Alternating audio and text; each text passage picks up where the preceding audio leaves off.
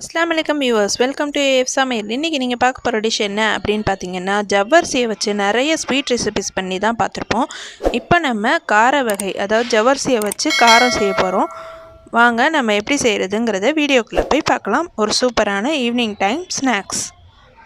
இதுக்கு தேவையான பொருள் என்னென்ன அப்படின்னு பார்த்தீங்கன்னா,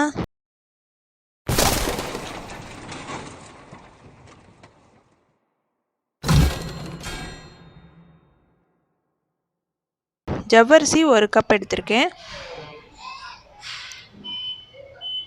நிலக்கடலை 1.5 டீஸ்பூன் போட்டுக்கோங்க. மிளகு 1.5 டீஸ்பூன். உருளைக்கிழங்கு வேக வச்சு எடுத்திருக்கேன், 2 பெரிய உருளைக்கிழங்கு. 2 பச்சை மிளகாய் சாப் பண்ணி வச்சுருக்கேன். கொத்தமல்லி டிஷ்ஷுக்கு தேவையான அளவு. சீரகம் 1 டீஸ்பூன். நெய் டிஷ்ஷுக்கு தேவையான அளவு எடுத்துக்க வேண்டியதான். இப்போ அடுப்பில் ஒரு கடாய் வச்சு அதில் நம்ம ஜவ்வரிசியை ஃபஸ்ட்டு நல்லா ஃப்ரை பண்ணி எடுத்துக்கலாம்.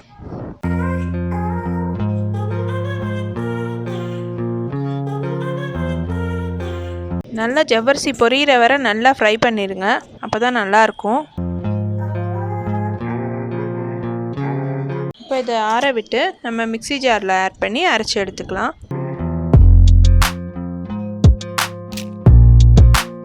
இந்த பாருங்கள், அரைச்சாச்சு.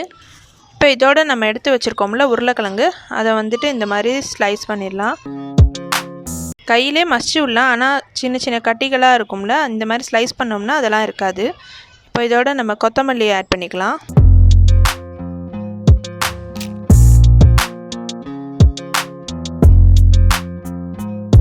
பச்சை மிளகாய் ஆட் பண்ணியிருக்கேன். நிலக்கடலை,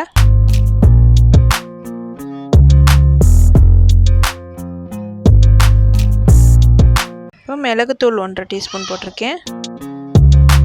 சீரகம் 1 டீஸ்பூன் போட்டிருக்கேன். இந்த டிஷ்ஷுக்கு தேவையான அளவு உப்பு போட்டுக்க வேண்டியதான்.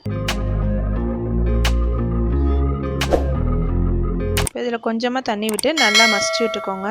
எல்லாம் நல்லா மசிச்சுக்கோங்க. மசிச்சுட்டு இதை இப்போ சின்ன சின்ன உருண்டைங்களாக நம்ம உருண்டை செஞ்சு எடுத்துக்கலாம். பாருங்கள், இப்படி சின்ன சின்ன உருண்டைங்களாக போட்டு எடுத்துக்கோங்க.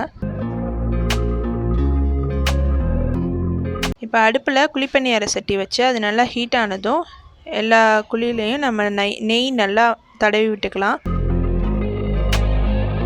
நல்லா ஃபுல்லாக நெய் அப்ளை பண்ணிவிட்டு இப்போ இந்த உருண்டைங்களை இதோட ஆட் பண்ணிக்கிறோம்.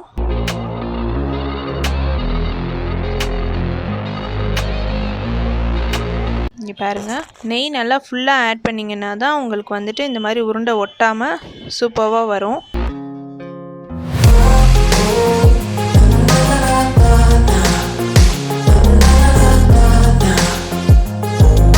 இந்த பாருங்கள், ரெடி ஆகிடுச்சு.